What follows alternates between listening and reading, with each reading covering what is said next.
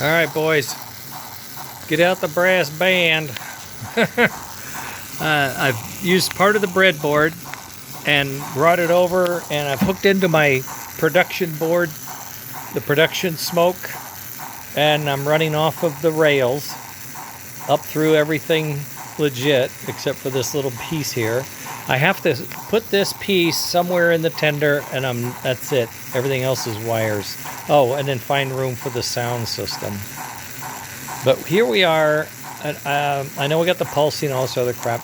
I'm going to take that all apart. I got brand new bushings. Ed Golden from Golden Hands in Schaumburg, Illinois.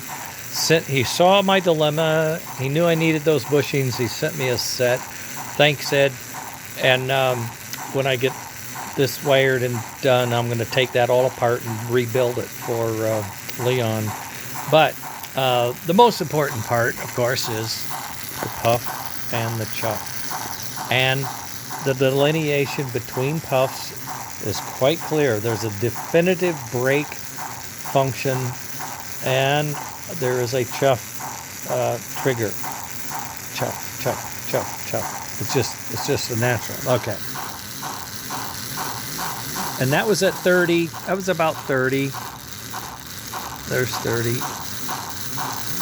There's a little faster. Don't fail me now, you dodo. You guys have been doing so lovely. What's the matter, you? What? You can't handle it? Come on. Let's just cruise for a bit, huh? How about stopping at the station and just letting everything cool down a little bit?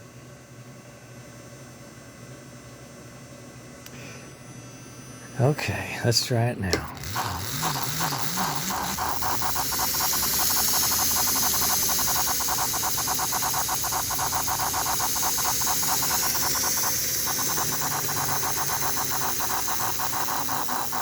That's at 90 with the load. You can see the puffs. Boom, boom, boom, boom, boom. Oh, I can't tell you how good this feels. I don't know what happened. I do know, but it's hard to explain. I was on the edge of about 3 different circuits, and if anything went haywire, one circuit would fail, the whole thing went to hell. And I had to go kind of back to basics, go through all the circuits, all the components I was using. The LEDs were not cutting the mustard. The sensor would work, but it wouldn't work. It was like, what the heck? So I went back to one of my original designs where I had diodes on the power, but I tested the draw to make sure I wasn't going to do any harm to the motor controller or cheat us out of power. And this takes 1/2 of an amp to run this circuit, max speed. As you go slower, it takes less. So when the motor takes 1 amp, it's now going to take 1.5 amps to give us the puff and chuff. I don't think that's too much. I don't think that's too much at all. I did up my game on the smoke. I've increased the heat. That dude is warm now. These guys are not warm at all. It's amazing. I think I might try that with diodes too. I don't know. The soundboard, it's going to have to get put in the tender. That's all there is to it. There's just no room at the end. That damn thing is too big and too long. I'm going to give it 1 or 2 tries, but I'm not going to spend a day on it. I'm going to spend about an hour. If I don't see any daylight fitting that up in the engine, then boom, it's going back there, and we'll just rework this thing. That's easier. It's easier to do that. I do need that small board. I got a small board sitting right here, ready to go. I put the parts in, solder them up, boom, stick it somewhere. You got plenty of space around here. And puff and chuff is a done deal. This is the circuit. This is how we're going to do it. I got the relay, I got the puff, I got the capacitors, diodes, 7805 to bring the circuit down. Real smooth, real smooth, real nice. This is at 60. You could chug like this for hours. You know, nobody's going to get hot. No, motor's not hot. No, warm but not hot. This baby's hot. That's the rectifier for the smoke. I've taken a lot of volts in smoke, 5.5 volts.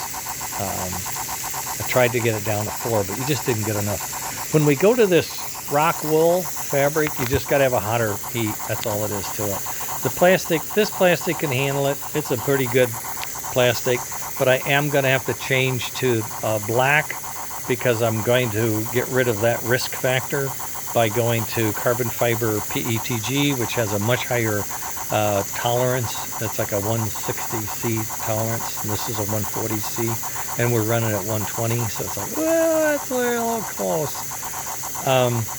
But I am really feeling good. Now you load this up just a tiny bit, then you're going to get the puffs. You're going to see the puffs. We got the air pressure now working well. I cranked this back guy.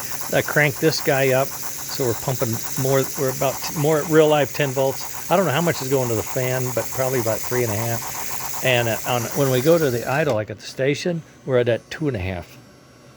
So that's working pretty good. Looks like I could slow it down a little. If it would start, I could slow it down a little more. That's a challenge. Is it going to start? That's probably too low. It gets finicky about starting up for some reason. No. Wow, by God. That looks nice, doesn't it? At the station? Oh, yeah. That lets you know you got some smoke in that engine. Okay, boys, there it is. And then the 4 sounds board right back there, it's going to be in line. So we're going to get this tidied up, built, figured out, mounted, fix that axle with the bushings, and then work on the 4 sounds, and then mount the bodies along the way. And we're gonna have a royal blue with a tender and a car for extended water car that is a 4 sounds board. That's the game plan, and I think all of these mysteries have kind of been finally hammered down. I mean, I thought they were hammered down, and then you go along, and then something else happens. But I think I've gone through this thing now with this degree of testing component by component, step by step, using more breadboard. I have to say, Andy encouraged me to breadboard the circuits. You just can't solder up a kludge and then turn it on and then debug it. It's just a mess. You can't. Here, you can take things out, put them back, move them around, put jumpers in, put test leads in.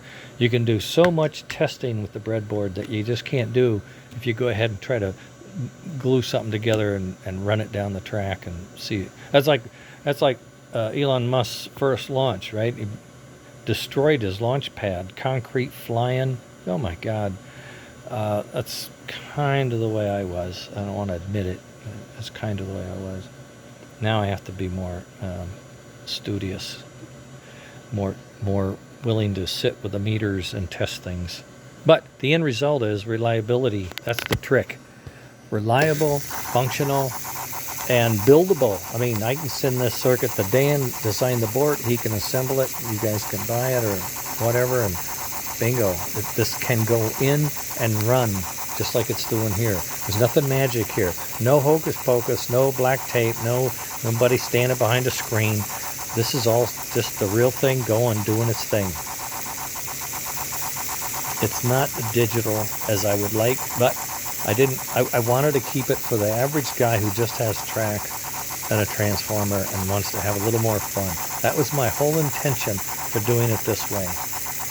Now, I get this ironed out, I build a few more engines, try to sell them for parts money, then I'll go on to the level 2 of next generation S. Boy, look at this, the trucks, the tender, the fields, puff and chuff, smart smoke, rollers, testing rollers, the rolling road, Andy. Oh my goodness, how far have we gone? It's taken a while, but it's coming together. I'm really feeling good. I might have to beg, is it Thursday or Wednesday? I forget. I might have to beg for a Bailey's. I think this time I really want a full glass, not full of ice and a dot of Bailey's. You know, you gotta watch her like a hawk. Oh, she's tight with a hooch. Oh my God. Oh, that looks so nice. Feels so good. I'll get this on the rails. I'll get this board built, get it on the rails. Sounds like a V8 flathead with a bad plug. Oh my goodness. Oh, this smells good too. Speaking of smell, I gotta get some more smoke. Steam oil. I'm running low on steam oil. All right. Finally. It's funny. It's like a combination of everything I've done. It's not one thing worked and one thing didn't. It's like all of them worked a little bit and none of them worked perfect. So I took some here and some there and I worked it out. It's great. Andy's a big help. I bounce things off of him. The time zone's kind of a big deal because I can send him something late afternoon and in the morning he's got something for me to do. That's really cool. Okay, so that's it. That's the way it floats. I was going blind, guys. I hate to say I was going blind. That feels good. That feels good. Looks good, feels good. All right, coming into the station. There we go. That is so nice. And that one keeps your smoke going, so when you take off you don't have to warm up the smoke, and two, it keeps the smoke heater cool down, doesn't overheat. I think it's lovely. Okay, I'm gonna call it. I am kind of tired. It was a full day. Got in early, worked on this probably 6-7 hours. That's a long day for me anymore because, you know, I'm retired. I don't have a job. I don't have to get up at 6 o'clock, shower, get in the car, drive an hour, get out of the car, walk a mile, get 2 cups of coffee, try to stay awake for the meetings. Oh, Lord, I do not miss it. Nope. Okay. I don't have any meetings anymore. Isn't that something? Okay. All right. Enough jabbering. Let's, well,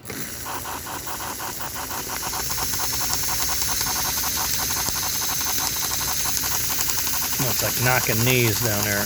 Boy, is it chuffing nice. It is chuffing really nice. Feels good. Looks good. Is good. Yes. Very repeatable. Very reliable.